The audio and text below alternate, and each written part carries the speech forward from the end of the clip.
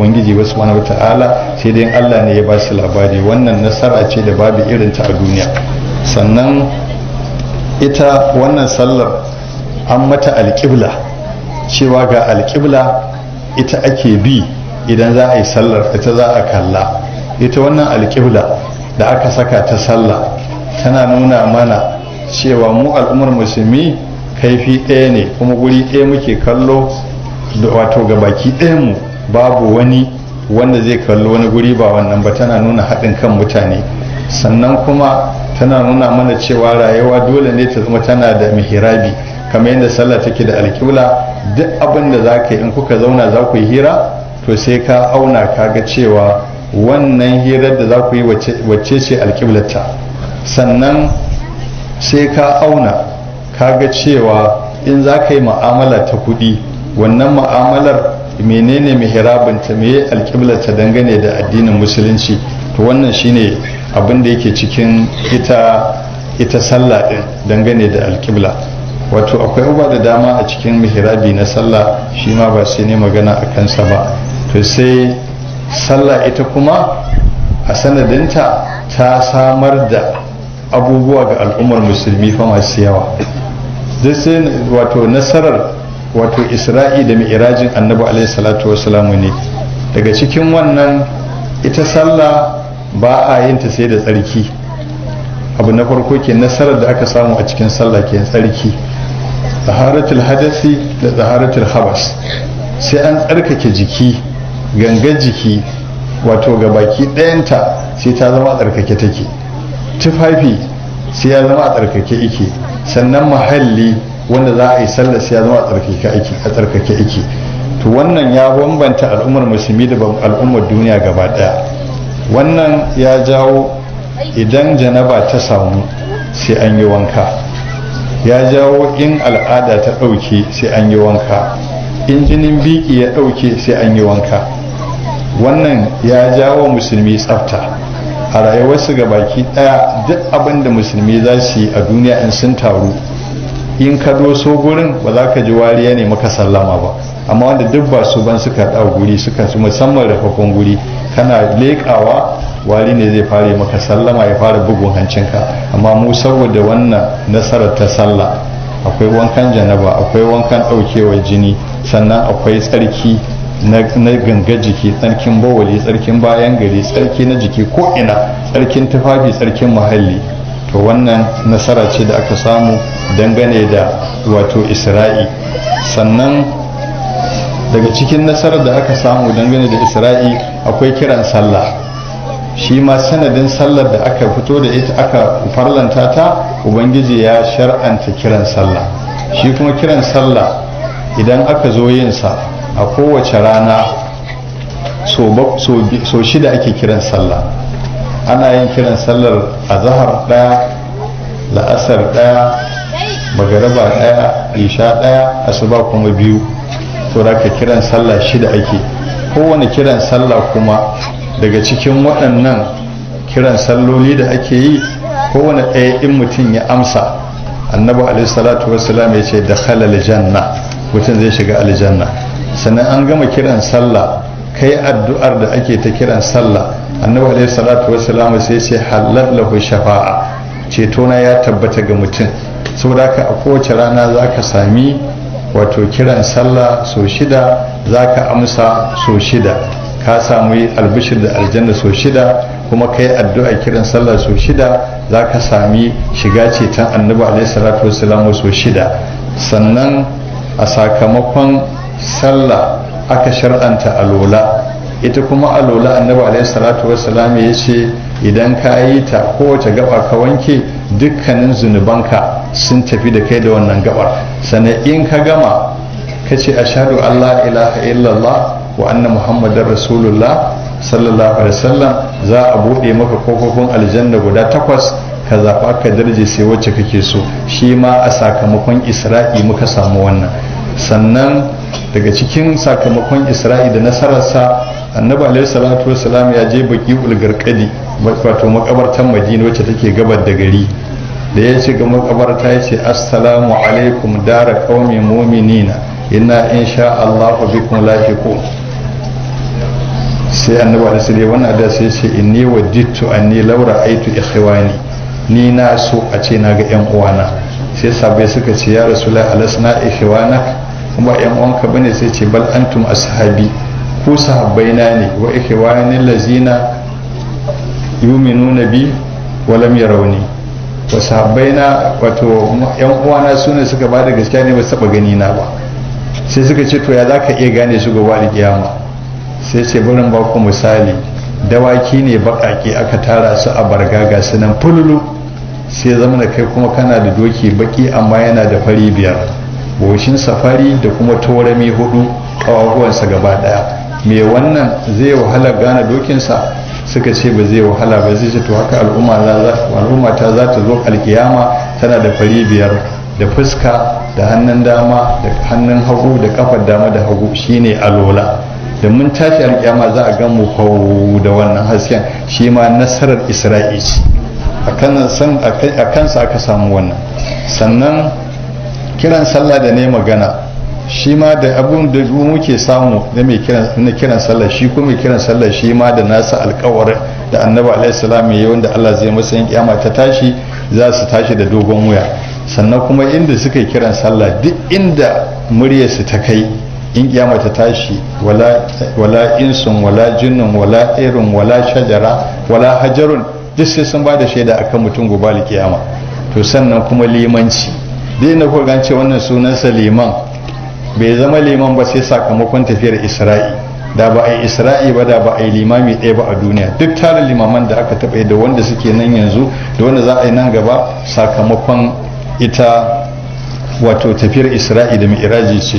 sai kuma masallatai, duk inda ka ga wani masallaci a duniya ko ka ga musalla wanda mutane suka shata suka dan tara ƙasa ko suka shimfiɗa suke sallah, sakamakon wannan isra'in da aka yi ne aka samu wa'annan masallatai da ake yin sallah, suka zama su ne mafi alherin wurare ko mafi alherin mahallai a abin da Allah ya halitta a duniya, su ne masallatai. sannan kuma wurare ne na samun lada. lokacin da ka tashi daga gida za ka tafi, za a rubuta maka lada a wajen taku, za a kankare maka zunubi takunka na dama da hagu, da daga kafarka da sauke ta, duk alheri za a rubuta maka har ka gama zuwa masallaci. in an gama kuma ka dawo gidanku, duk wannan alheri ne da ake samu a cikin masallatai da kuma dalilin zuwa masallatai. to wannan shi ma sakamakon isra'i ne da aka yi. sannan raya masallatai shi ma yana daga cikin abin da Allah ya alkawari cewa wanda suke raya masallatai sai wanda suka bada gaskiya da Allah. alama ce ta imani da shaida a gurin ubangiji subhanahu ta'ala cewa masu raya masallaci suna da imani a gurin ubangiji subhanahu ta'ala. shi ma masallaci sakamakon isra'i ne, nasarar da aka samu ta tafiya isra'i ce. sannan daga cikin sakamakon isra'i shine ingancin aure. duk wacce kaga aurenta ya tsaya da mijinta, duk wanda aurensa ya tsaya da mijinta, to sakamakon isra'i ne. idan abin da aka ji isra'i bai tsaya ba, ba auren wanda zai tsaya. ina tsammanin wata ida za a yi ga ko akwai mamaki. abin da yasa aka faɗa haka shine in kaga wane ya auri wanci, auren ya kullu, sun zauna ya zama aure, sai in yana sallah ita ma tana sallah. amma an waye gari baya sallah ba ta sallah, in sun yi aure ba na musulunci bane. ko ɗaya yana sallah ɗaya baya aure ba zai inganta ba, domin alfarqul ladzi bainana wa bainahum as-salat. abin da yake tsakaninmu da kafirai shine rashin sallah ita ce take shiga tsakaninmu da su. wanda yake bai bar sallah annabi alaihi man tarakaha faqad kafara, wanda da ya bar sallah ya kafirta. saboda ka duk auren da kake ga da duk wani da aka haifa na aure da jika da tattaba kunna da inhihi, dukkaninmu sakamakon isra'ili. saboda ka riba ce wadda annabi alaihi salatu wasallam ko nasara wacce samu a rayuwarsa da ba mu halukin da ya taɓa samun irinta. ko yanzu mu aka ce a iya namu na yanzu da muke raye mun kai biliyan da miliyan 500 da miliyan 500. to kowanne aka ce duk 'ya'yan aure ne, to ka san an samu nasara ta wannan isra'i da annabi alaihi salatu wasallam ya ji. sannan kuma gado, duk wanda kaga ya gaji mahaifinsa ko mahaifi ya gaji ɗansa ko mace ta gaji mijinta ko miji ya gaji matarsa, sakamakon isra'i ne. in abin da aka zo da shi isra'i bai tsaya ba to babu gadon wanda zai tsaya. Wannan ita ma nasara ce da annabi alaihi salatu wassalam ya samu a cikin wato isra'i.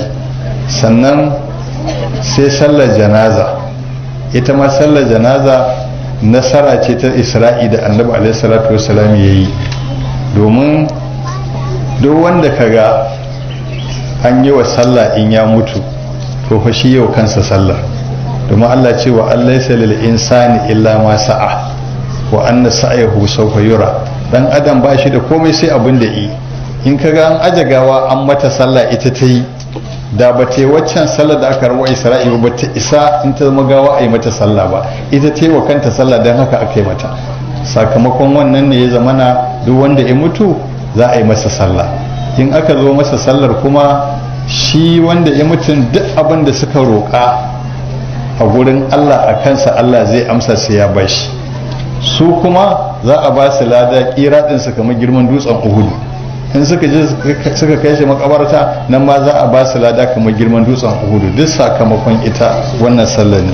Sannan kuma addu'ar duk da kaga kai an yi wa mamata a dinga addu'a Allah ji kan musulmi, Allah musu kaza, sakamakon Isra'i da Mi'raji ne. Da ba sa sallah wannan addu'a ba za ta taba su ko bai cancanta a yi musu addu'a ba. To wannan ita ce shine bangare na biyu na nasarar annabi alaihi salatu wasallam, wannan da danganta shi da Isra'i. To sai bangare na uku ita ce hijirar annabi sallallahu alaihi wasallam daga Makka zuwa Madina. To ita wannan hijira ta annabi alaihi salam sai da aka yi mata shiri na musamman. Shiri na musamman shine an yarjejeniya da mutanen Madina, da alkawari da aka yi da mutanen Madina akan annabi alaihi salam ya koma Madina. In ya koma Madina za su ba shi kulawa da kariya kamar yadda suke wa ahalinsu, ba abinda za su rage masa alaihi salam. Aka kulla wannan yarjejeniya aka shirya. Annabi alaihi salatu wassalam ya ce sahabbai su dinga fita. Sahabbai suka dinga fita ɗaya bayan ɗaya a ɓoye a ɓoye a ɓoye a ɓoye a ɓoye suna ta tafiya Madina. Har tsofaffi ba su a basu a baya ba, tsofaffi tuku haka suka dinga tafiya. Ummu Aymana radiyallahu anha ita an ce lokacin ta haura shekara 80, amma a kafa ta tashi daga Makka sai da ta ji har Madina. To annan ne ta samu wata alfarma da tana tafiya cikin zafin rana ga tsufa ga wahala ita kadai, sai kishirwa ta so ta galabaita ta, sai ubangiji ya sauko mata da wata ƙwarya daga rahamarsa da ruwa mai sanyi, sai ta zo daidai bakin Ummu Ayman radiyallahu anha. In ta sha sai ƙwaryar ta janye, sai ta shaƙi numfashi sai ƙwaryar ta dawo, ta sha ta ƙosha ya jiƙa mata gaban riga. Tun daga ran nan har ta bar duniya bata ƙara jin kishirwa ba a rayuwarta. Ta samu ta isa Madina radiyallahu anha. To shine suke ta hijira suna fita, suna hijira suna fita.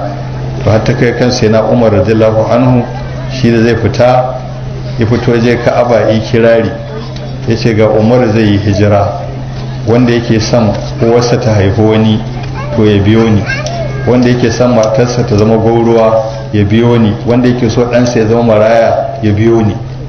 To ake tsit, to shine ya fito nan da nan raunana da suka kasa fita suka biyo shi shi da jama'a yi hijira. Duk wanda yake jin tsoron fita ranar ya fito a fili ya bi shi ga wanda zai taba shi radiyallahu anhu. Shi sa Ka'ab ibn Zuhair da yake cewa fi usbatin min quraishin qala qa'iluhum bi badanin makkata lamma aslamu zulu zalu fama zala an kasun wala kushufun inda liqa'i wala milun ma'azilu. sai annabi sallallahu alaihi wasallam da riga ya sa masa, da sai na Umar yake cewa zai fita hijira ya fito yayi kirari yayi kololo bayanan jama'a, yace su o'o sai suka kasa magana, shi kuma ya fita ya je duk inda za shi, amma o'o sai suka yi lafas. Annabi sai dauki riga ya sa masa, ya sa wa Ka'ab ibn Zuhair radiyallahu anhu. To wannan kenan. Sannan annabi alaihi salatu wasalam a wannan hijira bayan da an tsara ana ta tafiya, sai na Abubakar radiyallahu anhu ya ce da annabi alaihi ce da shi kai hakuri Allah zai baka abokin tafiya. Sai na Abubakar ya hakuri Allah zai baka abokin tafiya. To ran nan Aisha radiyallahu anha ta ce daman an yi shiri, an tanadi inda za a shiga, an tanadi wanda zai jagora, wanda ya san hanya masanin geography, an tanadi raƙuma wanda za a hau, sannan an tanadi lokaci kuma an tanadi inda za a je a shiga a buya, an tanadi daidai tsawon lokacin da za a zauna, daga nan kuma a tashi haƙi zuwa madina. annabi alaihi salatu wassalam an shirya wannan.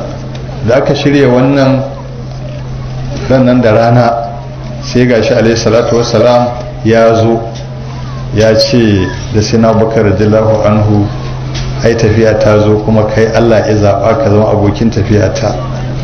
nana Aisha radiyallahu anha ta ce ban taba ganin daɗi ya sa ai kuka ba sai ranna, sai daga sina bakar radiyallahu ya fashe da kuka, yana kuka saboda cewa Allah ya yi masa alfarma zai zauna da annabi alaihi kwana 10 da doriya ba wani sai shi, za su yi wani tafiya mai tarin albarka radiyallahu anhu.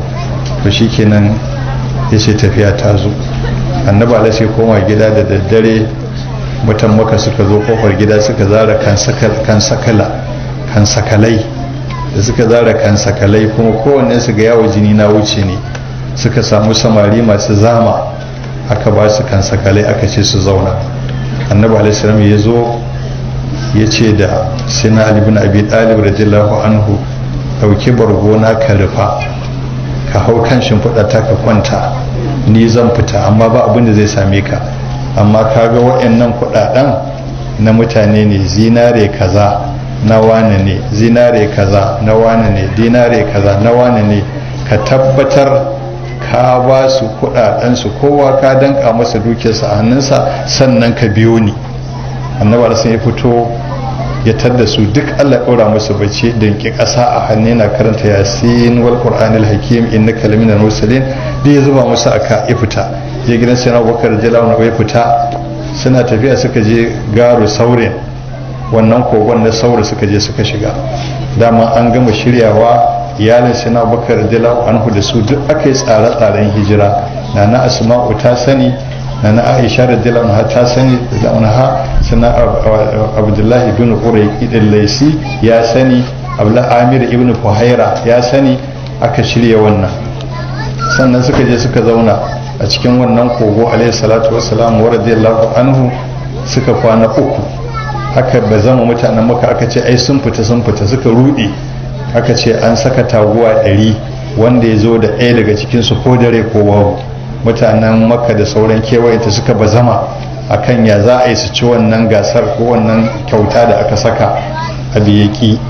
annabi alaihi salam kwana 3 ifita daga wannan kogo alaihi salam. a wannan lokacin na Asma'u tana da ciki wata 9, amma tafiyar da take yi kilomita 8.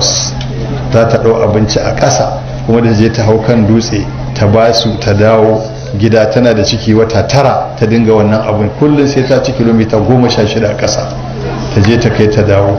su kuma 'ya'yan sina Bakar da lawan sai su bi da dabbobi su ɓadda sawu inda wani ya bi dan kar wani ya gane cewa ga wata hanya an ba an je ko za a bi wannan gurin.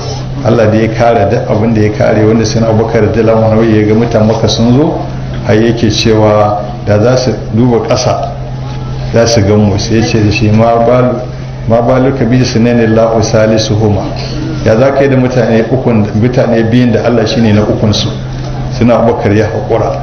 da aka gama suka fita, annabi alaihi salamu suka ɗau hanya da shi Amir ibn Fuhaira da Abdullah ibn Urayqi da ne musu hidima, wancan kuma na nuna hanya ana tafiya da raƙumansu da na annabi alaihi salamu da na sina Bakar radiyallahu anhu, da ruwa da ya tanada a cikin sarka ya ɗaɗɗaure shi ya ɓoye.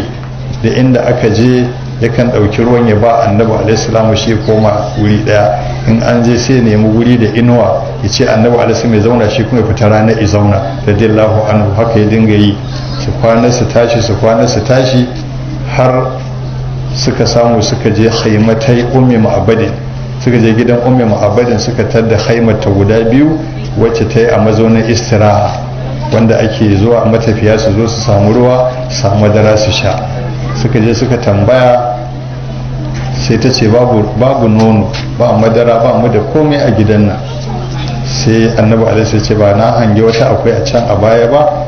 sai ta ce ai zaga a rama ce, ba ta da lafiya. sai ce da za ki bani dama ya sai na tatse ta. to da yake mutune kirki ce, bata san musu ba, sai ta ce in kaga za ka iya na baka izini.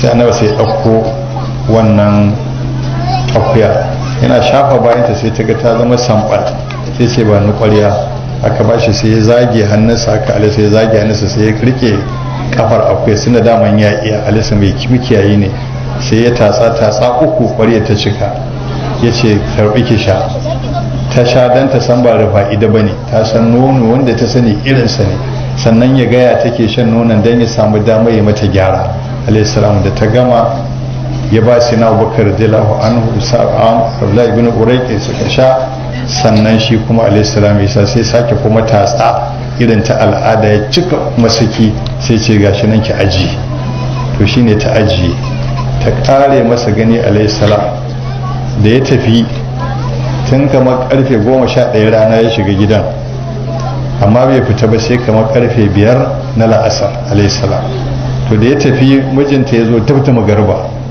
kawai sai ya ga ƙwarya nono yana ambaliya a ciki sai ce ina kika samu nono dabbobin mu ba mai shayarwa ba mai kaza sai ta ce marra alaina rajulun mubarakun wani mutum mai albarka ce zo ya wuce ta nan gida sai ce watakila dan uwan quraisha wannan ne sai ce sifhuli ko sifihili sai ta ce masa mutum ne fatarsa alaihal wada akwai haske sannan hasken a haɗe yake da wato jaja-jaja kamar irin yadila na hoda ta ce idansa farin fari ne bakin baki ne amma farin irin na takwala sannan gashin idan cikakke ne sannan girarsa kusan ta haɗe tar take haka sannan idansa dara-dara sannan ya ce gemanyarsa cikakkiya sannan kan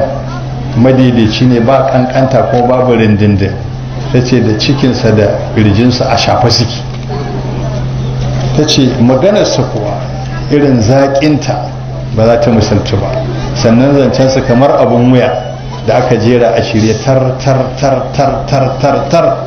ba ka jin in yi magana kana buƙatar ya ƙara ko in yana magana ba ka buƙatar ya rage sai ta ce da ka kalle shi ko gusunin baina gusunai ne shi ganye ne tsakanin ganyayyaki guda biyu ko reshi ne tsakanin rassa guda uku tsakanin rassa guda biyu wato da shi da suna abubakar jalana da abdullahi ibn urayqidi sai ta ce huwa andaru salasa su ukun dai ya fi su kyau ya fi biyun kyau sannan in yi magana ya ce in yi shiru sai ka ga nutsuwa sannan in yi magana kuma sai kwarjini su kuma in yana magana sai ka ji sun yi tsit in yi umarni sai su tashi nan da nan wajen aiwatar da umarnin na sai ce da kaga fuskarsa babu shari'a tare da ita ba kullata kowa cikin fuskarsa sannan shi kuma a ginin halittarsa Allah ya gine shi da kwarjini shikenan sai ce mata wannan da kika lissafa ba makawa dan uwan Quraysha wannan ne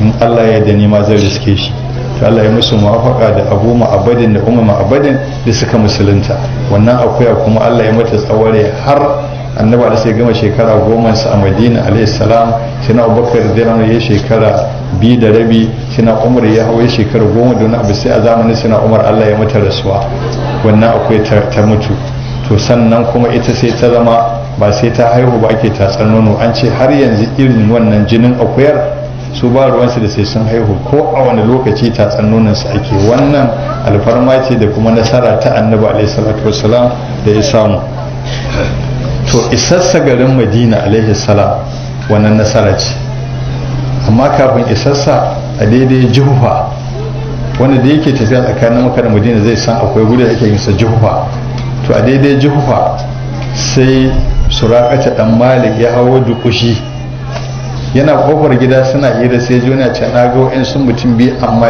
inda aka yi waɗannan bitan da aka saka gasa ta wannan taguwa guda 100 din nan ce duk yanda aka yi suna ce kai ka ga mun zancen kawai ya dinga bugun cikinsa sai da ya tabbatar gaskiya ce sai ce da abokan hirarsa ina zuwa da ya shiga gida sai ɗau da kushi sai fasa danga ta baya dan kar su gani sai fita ita fa a guje yana tafiya can sai hango annabi alaihi salatu wasallam Abubakar radiyallahu anhu suna tafiya da ya hango su suna tafiya sai ya magana cewa su fa ibiyo sai annabi sallallahu ba ruwansa ba firgita zai bai koyawa ya ce bai ba suna wakala baiwa ya ce ai bin mu aiki sai ba komai Suraqati ya zabura ya dauko kibiya sai ta daman kamar kwakwari za akwai abin da yake sa kwakwari sai ba za ta yi aiki ba a ƙarshe sai dokin sai da kushin sai kawahun suka nitse sai ga hayaki yana tashi da ya ga zai halaka ta zo sai daga annabi da annabi san abana amana sai ce na baka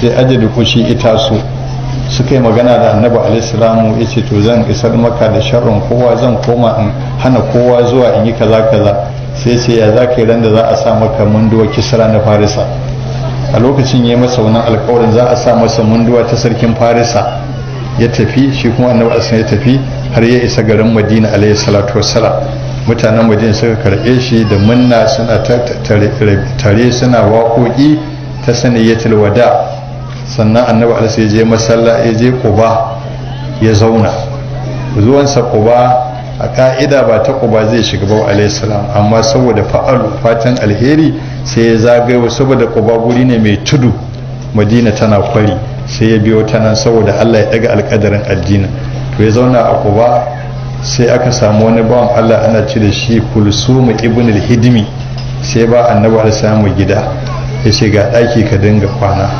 na baka annabi alaihi ya zauna to in gari ya waye sai ya fito kofar gida ya zauna sai kuma kura da iska a lokacin ga zafin rana sai Sa'ad ibn Haisama radiyallahu anhu shi kuma sai ce ga Mirbadu wurin da ake kauɗa dabino na baka a yi maka rumfa ta kare maka rana ta kare maka kura sai aka yi wannan a gurin annabi alaihi mai dinga zama a nan salmani izo iga annabi alaihi a nan salmani ya yadda da cewa annabi alaihi shine annabin ƙarshen zamani sannan daga nan annabi alaihi mai gina masallacin Quba wanda aka ce shine masjidin usisa ala taqwa min awwal yawmin ya gina shi a nan sannan annabi alaihi ya dauki hanya kuma zuwa Madina cikin gari duk inda ya tafi sai su tsare hanya su ce Rasulullah sauka ana akwai jarumai wanda ba san tsoro ba wanda ba san cin amana ba duk abin da kake so na kariya zaka samu a wannan kabilar sai ce ku kyale wannan taguwa umartar ta ake ana tafiya ana tafiya ana tafiya ana tafiya tinkan har ta je wurin da ake masallacin annabi alaihi salam a yanzu tana zuwa sai ta durkusa sai ce hunal manzil nan ne gidana sai ta miƙe ta yi gaba sai ta je wani kofar gidan Abu Ayyub al-Ansari da jela sai ta durƙusa shikenan Abu Ayyub bai san shi Allah ya zaba sai maza da sauri ya fito ya kwashe kayan kan sai shiga da shi gidansa alayhi salam sannan annabi sai shiga gidan Abu Ayyub al-Ansari shikenan ya zauna sai aka dawo nan gurin sai aka ce wannan gurin nawaye sai aka ce masa na Sahalu da Suhailu ne waɗansu marayu ne 'ya'yan Amru amma Mu'azu ibn Afra shi ne yake rike da gurin yake kulawa da su sai Mu'azu ya ce to ya Rasulullah ba abin da zai gagara in kana so an baka sai ce a sai dai na siya amma da aka zo sayan aka yi kuɗin sai ce sai na Abubakar ya kawo ya biya na Abubakar jana shi ya kawo kuɗin ya biya aka shata gurin masallaci annabi alaihi salatu wassalam da shi aka zo aka yi ginin shi ma yana ɗauko kwaɓaɓɓiyar ƙasa a ka alaihissalam ya kawo yana ɗauko bulo alaihissalam a ka ya kawo yadda kowa yake aikin haka aka yi a nan ne ya gina wannan masallaci nasa alaihissalam alƙiblarsa a lokacin tana kallon bayan alƙiblar yanzu sannan ya ware guri da aka yi ahli suffa inda za su dinga kwana to annabi alaihi salatu wasallam ya gina wannan masallaci sahabbai suna yi suna waƙoƙi na samun nishaɗi wallahi laulallahu ma sallaina ولا تصدقنا ولا آمنا فأنزل سكينة علينا وثبت الأقدام إلا كينا إن الأولاد كربوا علينا وإن أرادوا فتنة أبينا سنا وين موقعين أني فكسامو أكجينا مسلاشي نا النبي عليه السلام shine wanzu ake kiransa almasjidun nabawi sharif wannan masallacin nasarar da aka samu ta gina shi daga wannan masallacin duk yadda ka san ana harba rocket a ce an sa masa wato turki daga nan za a dinga harba shi to daga wannan masallacin duk inda musulunci ya shiga a duniya daga wannan masallacin ya tashi haka haska ya dinga shiga ƙasa har mu nan da muke yi albarkacin wannan masallacin ne abin izo daga wannan masallacin aka ɗaura ɗamara shi kansa masallacin makan aka kwato shi aka karɓo shi aka raba shi da mushrikai, aka rushe gumaka 360 daga jikinsa, yake da alfarma har zuwa yau. wannan nasarar da isamu kenan alaihi ta hijira ta gina wannan masallaci nasa wanda daga shi ne komai ya tabbata. a nan annabi alaihi ya tarbiyyantar da ya horas da jakadu na musulunci na duniya. a nan annabi alaihi ya horas da wato alkalai na duniya. a nan annabi alaihi ya horas da wanaye na karatun alkur'ani. a nan annabi alaihi ya horas da kwamandojin yaƙi na musulunci a wannan masallaci nasa alaihissalam. sannan a wannan mimbari nasa alaihissalam ya dasa wa duniya abu uku da babu shi a duniya a lokacin, wanda kuma har yau in ba a ƙarƙashin tutar musulunci ba ko ka samu wannan abun ba shi da tushe. abu na ɗaya shine rahama. annabi sai a wannan masallacin a nan ya dasa rahama a cikin zukatan bayan Allah sallallahu alaihi wasallam. a wannan masallacin annabi alaihi salatu wasallam ya dasa adalci a cikin mu'amala da hukunci da mulki tsakanin mutane. sannan a wannan masallacin annabi alaihi salatu wasalam ya dasa soyayya juna tsakanin mutane.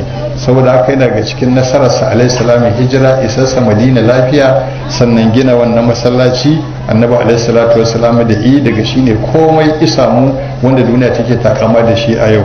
sannan daga cikin nasarar hijira da alaihi salam shine kulla yan uwantaka da annabi alaihi salam ya tsakanin mutanen Makka da mutanen Madina. ya hada musu yan uwantaka, wani dan uwan wani dan wani, uwantaka ta kullu a tsakanin su ta yi karfi. sun waye gari kaunar juna ta shiga, taimakon juna ya shiga, hatta kai mutum in ya ga dan uwansa mai hijira ya taho da garinsa a fujajen ba mace ta aure, yakan ce da shi zo mu shiga gidana nuna maka iyali na ka zaɓi wacce kake so in sake ta ta da ka aura. sai da ta kai haka suka yi, wanda wannan an ce a tsarin da suka yi ya karyata yan kwaminisanci a duniya gaba ɗaya da suka ce duk wani abu da ɗan adam zai yi a ƙarƙashinsa sai in akwai wata riba da zai samu ta duniya. to wa'annan sun yi haka, babu wata riba da za su samu ta duniya sai cikakkiyar tarbiyya da imani da suka samu gurin annabi alaihi salatu wassalam. shi sa suka iya yin wannan abin da suka yi wayannan bayan Allah. an samu ne wantaka ta kullu a tsakaninsu. a wannan ne suka waye gari abu uku suke tafiya a kai. duk lokacin da suka haɗu to suna fahimtar cewa ko sun fahimci cewa haɗuwarsu ba ta al'ada ba ce, haɗuwarsu ba ta sabo ba ce. sun haɗu ne akan manufa ta Allah ɗaya ne, a taimaki annabi alaihi salam sakon sai isa ko ina a duniya. wannan akan haka suke haɗuwa. na biyu suna yin kokari ayyukansu su kuma ganganin su yawa. in sun haɗu ba sa yawan magana sai dai tsabagen aiki. sannan na uku kowannen su kamar mudubi yake a gurin ɗansa, ba mai wa ɗan uwansa almandahana, ba mai masa dungo, ba mai kumbiya kowa tsakaninsa ɗan uwansa wara ake yin hulɗa, ko ya faɗa ɗan uwansa gaskiya. akwai muhasaba, akwai mukashafa a cikin duk abubuwan da suke yi. to wannan yana daga cikin nasarar annabi alaihi salatu wassalam ta yin hijira. to sai wata nasararsa da ya samu alaihi salatu wassalam ta hijira shine mu'ahada, kulla yarjejeniya da ya ta zaman Madina. ya fara rubuta constitution na duniya na farko na haɗuwar mutane masu mabambantan aƙidu, masu mabambantan addini. a lokacin annabi alaihi da wanda suka yi hijira da kuma ansaru musulmi ne. sannan a Madina akwai mushrikai, a Madina akwai yahudawa. to sai annabi alaihi ya kulla yarjejeniya, aka rubuta tsarin mulki wanda zai haɗa waɗannan mutanen iri daban-daban su zauna ƙarƙashin inuwa ɗaya. wannan nasara ce babba. to ita wannan mu'ahada da annabi alaihi salatu wassalam yayi a Madina, ya tsara ta ne akan yadda za ta tsara zaman tare na mutane. sannan ya tsara ta akan yadda za ta tsara zama na tattalin arzikin ƙasa tsakanin mutane. wannan abin da yake nan alaihi salatu wassalam, tattalin arziki tsakanin mutane yadda zai zama. to a wannan ita zaman tare da ya tsara a cikin wannan yarjejeniya alaihi salam, abin da yake cikinta shine aljaru lahu hurma. duk makoci yana da alfarma. ina son ku mu kula da wannan sosai. duk makoci yana da alfarma. ma'anar wannan alfarma da makoci yake da ita, kai ka tabbatar makocinka yana da alfarma a kanka, kai kuma kana da alfarma a kansa. Duk faɗin madina da musulmi da yahudu da mushriki ɗaya suke, ga gidanka ga na yahudu, ka tabbatar yana da alfarma ta makotaka tare da kai, kai ma kana da alfarma ta makotaka tare da shi. Abinda nake so mu fahimta, meye wannan makotakar wace nasara ta haifar? Wannan makotakar wace nasara ta haifar? Ina ga ba zan ci gaba sai wani ya ban amsa.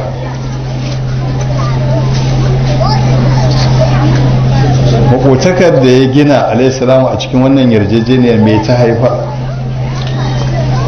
ta nasara? Abinda wato ta ce ta haifar da alheri amma a fillansa a yanzu wataƙila ba za mu iya gane abin da ya sa aka yi haka ba sai in an yi bayani. A wannan lokacin makoci a kowane irin lokaci yana iya fakon makocinsa zai fita make shi kashe shi ɓoya, shine gila. Zai iya masa kisan gila, zai iya gadaru, ya shirya masa gadar zare sai ya kai shi wani guri a kashe shi. Yana iya zuwa shiga har cikin gidansa ya kashe shi tafiyarsa. Amma yayin da aka ce makoci na da alfarma, jininsa ba dama ka zuba, mutuncinsa ba dama, aka ce ma matar makoci kulata laifinsa daga shirka ce shi kawai. To annan ne annabi alaihi wasallam shirya wannan. An samu mutanen mu samu aminci, ba wanda za a kace shi, ba wanda za a yi wagila, ba wanda za a yaudare shi a masa kofar goje wani guri a kashe shi. Annabi alaihi wasallam da wannan yarjejeniyar ya tabbatar wa da a Madina aminci na rawukan mutane. Sannan an tsara rayuwar tattalin arziki a wannan yarjejeniya. Annabi alaihi ya rubuta cewa a nan a yadda shi mabukaci talaka zai samu taimako daga mai abin hannu a cikin rayuwarsa ta yau da gobe, abinda zai ci da abinda zai sha zai samu taimako a gurinsa. Sannan idan bashi sun wa talaka yawa zai samu warwarewa bashin ta hanyar mai kuɗi ya warware masa bashinsa. Sannan idan an kama shi a wani guri ana neman sai an fanshe shi da kuɗi, to mai kuɗi zai fanshe shi ko musulmi ko ba musulmi ba. Wanda wata diya ta hau kansa ake son sai ya biya, to mai kuɗi zai biya masa. Wannan yana daga cikin yarjejeniya wacce annabi alaihi ya kulla a Madina tsakanin musulmi da yahudawa da mushrikai, yace wannan za a tsaya. Sannan wannan yarjejeniya ta fito kwalo-kwalo ta faɗi cewa jagorancin Madina da mutanen Madina gaba ɗaya na hannun annabi sallallahu alaihi wasallama.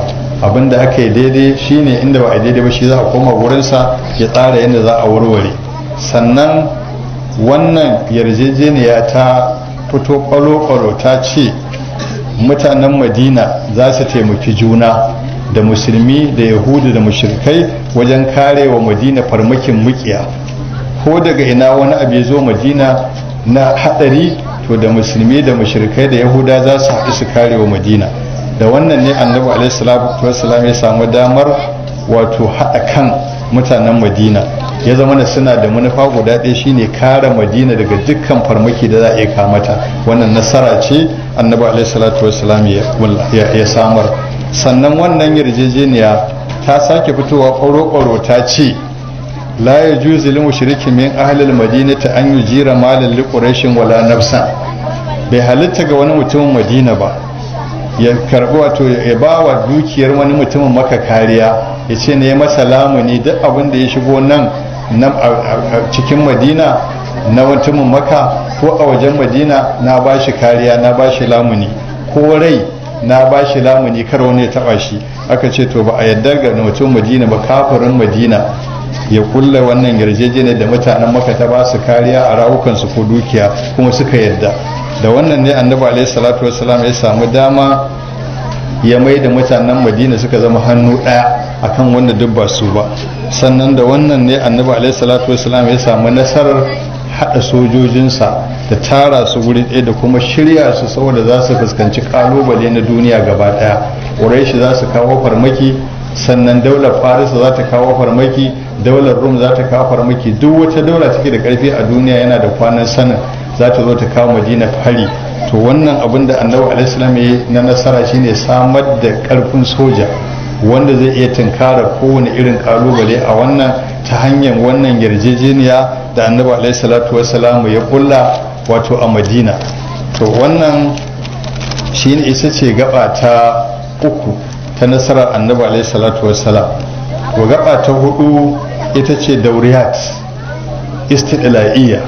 annabi alaihi lokacin da je Madina bayan yi wannan yarjejeniya ya kuma samar da dauriyat. idan aka ce dauriyat ana nufin wato patrol, irin kamar yadda soja da 'yan sanda in ana cikin wani za su dinga zaga suna ganin nahiya mai ake ciki. annabi sai tura sai na Hamza da jiran da mutum 10 mutum 13 su ta kewaye a ƙauyukan da suke gefen Madina da duwatsu da wane ne duk aje a gani. sannan ya nada Abdullahi ibn Jahash, ya nada wane ya nada wane. wannan annabi sai ya tsara haka ne domin a goge a san nahiyar Madina ciki da bai, a san ƙauyukanta, a san ƙabilun da suke ciki, a san yanzu za a kulle yarjejeniya da su ta abotaka, a san irin ɗabi'unsu da halayensu wanda a tanan ne za a san za a kullo musu wajen yin mu'amala. saboda haka duk lokacin da farmaki ya taso annabi alaihi salatu sahabbansa suna da cikakkiyar masaniya akan Madina da nahiyoyinta gabaki daya. ko ta ina mutum ya shiga yana da hanyar da zai kulle, ba za shi wani guri sai da za su yi ba. wannan dauriyat din annabi alaihi ya tsara shi ne domin tattara labarai na abokan gaba, domin tattara labarai na masoya, domin tarewa kai wato riƙewa kai masoya, domin karewa kai hujumi wato farmaki da mukiya za su zo su yi. wannan shi mana da cikin nasarar da annabi alaihi ya samu, wanda saninsa da wannan shi ya ja lokacin da aka yi yaƙe-yaƙe musulmi ba samu karaya ba saboda suna da masaniya ta ko'ina. to wannan shi ita ce gaba ta hudu. to gaba ta biyar ita ce yaƙoƙin da annabi alaihi min badarin ila tabuka. to wannan kuma ba zai yiwu a ce zan magana akan ta ba yanzu. min badarin ila tabuka, daga badar zuwa tabuka. to a wannan ne wannan da za a yi dinnan na roƙon Allah ya taimake ni zuciyata ta iya tsayawa ne magana, domin kan a nan za ku san annabar su waye shi sama wannan yaƙoƙi da ya kutsa daga badar zuwa tabuka. nan za ku ga wani irin jarumi ne alaihi salam, wani irin hange ne da shi alaihi salam, wani irin zuciya ce da shi wata ba ta kaduwa a lokacin samun nasara, baya tunƙaho a lokacin karaya baya karaya. sai sana yanda ka san mafarki haka annabi yake alaihi salam wajen in ka dinga auna shi irin yanda ya dinga a yaƙoƙin da aka yi alaihi salam. Allah ya sa in samu dama, Allah ya bani karfin zuciya da zan iya tsawa in fito da waɗannan abubuwan da yake da su gaba ɗaya alaihi salam, domin abubuwan ne da nake son zan tattauna a kansu na abubuwan da yake da su alaihi salam sun kai guda 20 da ɗoriya, kowanne a duniya ba a taɓa samun mai irinsu ba. sallallahu alaihi wasallama. saboda haka ina ganin anan za mu sa aya. Allah maɗaukin sarki ya samu cikin allazina yastami'una alqawla wa yattabi'una ahsanahu. na roƙo Allah subhanahu wataala ya tarfa mana albarka annabi alaihi salatu wasalam. Allah ya ba mu ikon koyi da shi alaihi salam. Allah hore mana kaunarsa alaihi salam, kauna ta gaskiya ba ta da'awa ba. أقول قولي هذا وأستغفر الله لي ولكم ولجميع المسلمين. السلام عليكم ورحمة الله وبركاته. مع السلامة. الكريم ربيع قلوبنا ونور أبصارنا وجلاء أحزاننا وهمومنا وغمومنا وشفاء أسقامنا وقائدنا إلى جنتك جنات النعيم برحمتك يا أرحم الراحمين. اللهم اغفر لنا ولوالدينا ولكل من له حق علينا ولجميع المسلمين والمسلمات والمؤمنين والمؤمنات الأحياء منهم والأموات والتابع بيننا وبينهم بالخيرات. رب اغفر وارحم وأنت خير الراحمين. اشف مرضانا ومرضى المسلمين وعاف مبتلانا ومبتلى المسلمين وارحم موتانا وموتى المسلمين. اللهم ارزقنا تلاوة القرآن آلاء الليل وأطراف النهار على الوجه الذي يرضيك عنا. اللهم تقبل منا ختم القرآن، اللهم تقبل منا ختم القرآن، اللهم تقبل منا ختم القرآن. اجعله لنا دليلا واجعله لنا دليلا واجعله لنا دليلا يا أرحم الراحمين. واغفر لنا ولوالدينا وتقبل علينا والمسلمين والمسلمات والمسلمات.